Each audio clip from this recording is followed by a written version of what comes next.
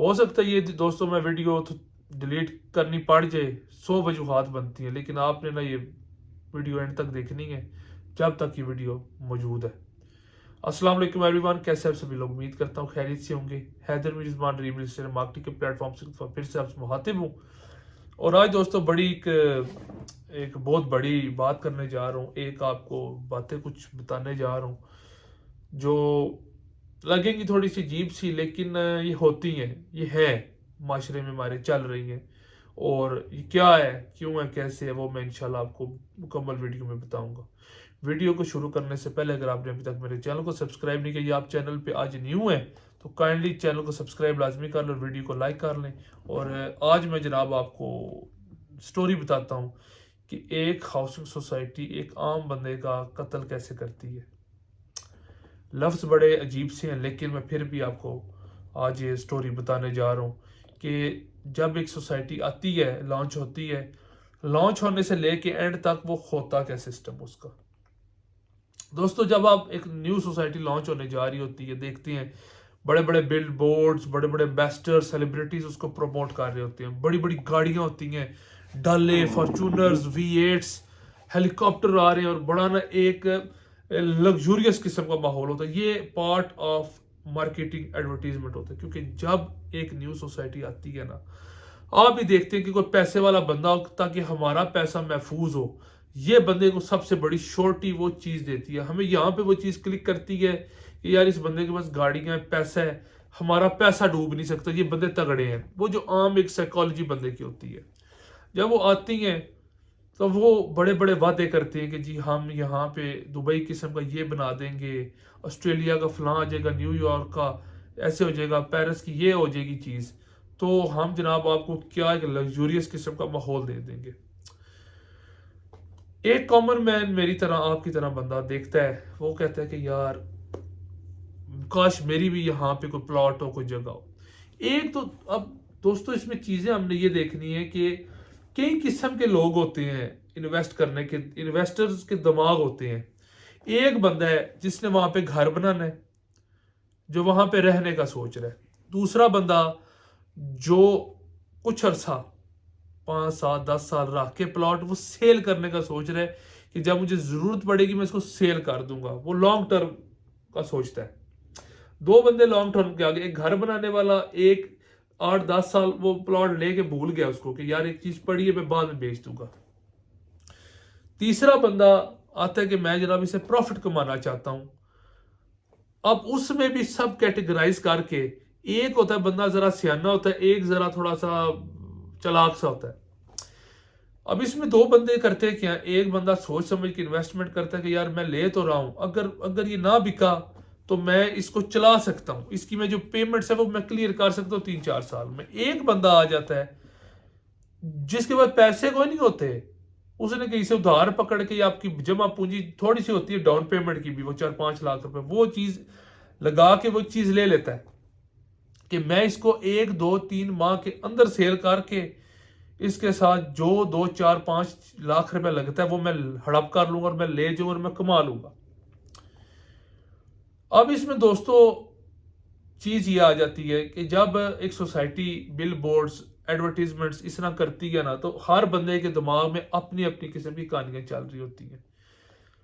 अब हर किस्म का इन्वेस्टर, हर किस्म का क्लाइंट एंड यूजर उस सोसाइटी में इन्वॉल्व होता है।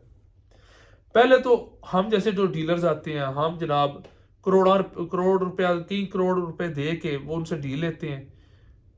और क्योंकि वो सारी चीज सोसाइटी नहीं मैनेज करती, वो आगे जो रियल्टर्स होते हैं, डीलर्स होते हैं, वो उस चीज को मैनेज करते हैं। हम लेते हैं, हम आगे उस चीज को सेल करने लग पड़ते हैं मार्केट में। हमारे पास क्लाइंट्स आते हैं, हम भी मार्केटिंग करते हैं, अपने एंड से कंपनी भी मार्केटिंग करती है।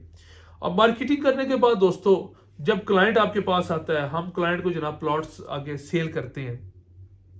अब हमें नहीं पता होता कि क्लाइंट का दिमाग क्या, अब वो हमारा फर्ज है कि हम उसकी जो मेंटेलिटी है उसको क्लियर करें। लेकिन दूसरे किस्म का जो डीलर आ जाता है, वो उसको सुनहरे ख्वाब दिखाता है, उसको भी बातें बताता है, उसको एक ही जगह वो माइंड जो पड़ जाता है बंदे का, यार ये उस किस्म का इन्वेस्टर आया है या उस किस्म का क्लाइंट आया है, होशियार किस्म का बंदा है जो क्लेवर है, उसको एक ही जगह 5 प्लॉट थमा देता है डाउन पेमेंट पे। अब ये बात वही आ जाती है कि मुश्तरी होशियार भाई, जो खरीदने वाला है वो खुद होशियार होना चाहिए, खुद साउंड एंड माइंड होना चाहिए जब वो चीज़ ले। किसी ने गन पॉइंट पे रख के उसको चीज़ नहीं बेची थी, लेकिन ये गन पॉइंट के बराबर ही जो ख्वाब दिखाए जाते हैं ना, जो आपकी माइंड के साथ खेला जाता है, इसको कहते हैं ये बहुत बड़ा फ्रॉड है। लेकिन ये जो फ्रॉड जो हो रहा होता है ना, ये लीगल फ्रॉड होता है। इसमें अब मैं आपको दोस्तों ये बताऊं, जब एक बंदे को आप मान लें उसकी आपने साइकोलॉजी पढ़ ली है, वो थर्ड किस्म का चालाक क्लाइंट है, जिसको चीज़ों का नहीं पता, लेकिन वो अमीरी के ख्वाब देखते हैं कि मैं हर 1-2 महीने बाद ये चीज़ बेच दूंगा। उसको आप 5 प्लॉट्स पकड़ा देते हैं, 5 प्लॉट्स वो लेके चला जाता है कि आप जी महीने 2 बाद जनाब मैं पैसों से भरा हूँगा, बेड मेरा भरे उसी पैसे ना। होता भी है कि किस्तों की बारी आ जाती है, उसको टेंशन लग जाती है, नोटिस आने लग पड़ते हैं कि अब किस्तें जमा करवाएं। वो कहता है कि यार इसको मैं कैसे किस्तें जमा करूं, मेरे पास पैसे नहीं है। वो जब दौड़ता है ना मार्केट में प्लॉट बेचने के लिए, तो प्लॉट लेने वाला कोई नहीं होता, हालांकि उसके प्लॉट की कीमत गिरी होती है। वाई इसमें अब दोस्तों कसूर आ जाता है सोसाइटी का, कि सोसाइटी इसमें ओवर सेलिंग करती है। ओवर सेलिंग से मुराद ये है दोस्तों कि आपके पास 5,000 प्लॉट्स हैं, सोसाइटी के पास जेन्युइन 5,000 प्लॉट्स हैं, लेकिन सोसाइटी अवेजा नहीं करती, ना बताती है कि मेरे पास प्लॉट्स कितने हैं।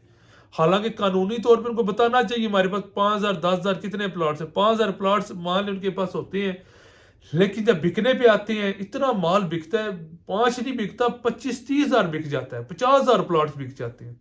जब इतने ज्यादा प्लॉट्स बिकते हैं, इतने ज्यादा पैसे सोसाइटी जनरेट करती है। अब क्या इन सबको प्लॉट्स दिए जाएंगे? नहीं। इसमें अब होता क्या, इसमें मेजॉरिटी बंदा वो होता है जो बेवकूफाना तरीके से इन्वेस्ट कर देता है। ये वो बंदे होते हैं। अब वो बंदे, अब इसमें सोसाइटी करती क्या है, सोसाइटी टाइम लगा देती है, आप किस्तें जमा करवाएं। आप किस्तें 2-3 नहीं जमा करवाते, हम आपकी जो फाइल्स हैं वो ब्लॉक करना शुरू कर देंगे। ब्लॉक करने के बाद उनको कैंसिल करेंगे, कैंसिल करने के बाद प्लॉट आपका फारग। ये जी धमकी होती है सोसाइटी की। अब इसमें बंदा परेशान हो जाता है कि यार अब मेरा प्लॉट कैंसिल हो गया, यानी कि मेरे पैसे गए उड़, मेरे पैसे हो गए फारग।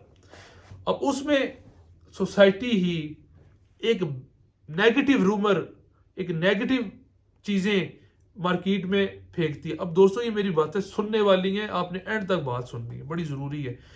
नेगेटिव रूमर आती है मार्केट में, जी सोसाइटी नहीं बनेगी, ये नहीं होगा, वो नहीं होगा। अब जो बंदे ने डाउन पेमेंट पे 5 लाख में प्लॉट लिया होता है 5 लाख में प्लॉट लिया होता है, उसकी कीमत डाउन हो जाती है, क्योंकि जो बेचने वाले ज्यादा होते हैं और वो खुद चाहते हैं यार पैसे निकल आए। वही चीज दोस्तों 5 लाख वाली 2-3 लाख रुपए में सेल होती है, 2-2 लाख 2.5 लाख माइनस पे। जब वो सेल होने लग पड़ती है मार्केट में, तो बंदा वो बेचता है। तो उसमें ही सोसाइटी की बंदे जो छोड़े होते हैं पैसे दे के सोसाइटी ने, वो उनसे बाय बैक कर रहे होते हैं। वो बाय बैक क्यों कर रहे होते हैं?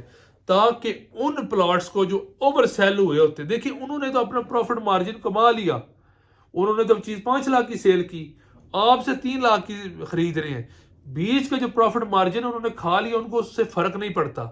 वो जनाब आपसे खरीदते हैं, कंपनी ले आते हैं। कंपनी में एक बंदा बैठा होता है, हाँ जी तुम फलां प्लॉट कौन कौन सा लेगा, मैं फलां फलां नंबर खरीद लाया हूँ, लिखता जाता है। उसको फाड़ते जाते हैं, उस प्लॉट को जाया करते जाते हैं जितने ओवर सेल होते हैं। अब इन्होंने वो 5,000 रुपये या 10,000 रुपये प्लॉटों की जो रेंज है वो वापस लाना ही है। अब होता क्या है, जब यहां से ये चीज होती है ना, वो बिन करते जाते हैं, खरीदते जाते हैं माइनस पे। हालांकि 5 लाख में बेचा होता है, 3-3 लाख में खरीद रहे होते हैं, 2.5 लाख में खरीद रहे होते हैं, और उसको फाड़ते जाते हैं और नंबर दर्ज करते जाते हैं। उससे उनको पता होता है कि हमारे कितने प्लॉट्स रोटेट कर रहे हैं या फिर रहे हैं हमारे अभी भी मार्केट में।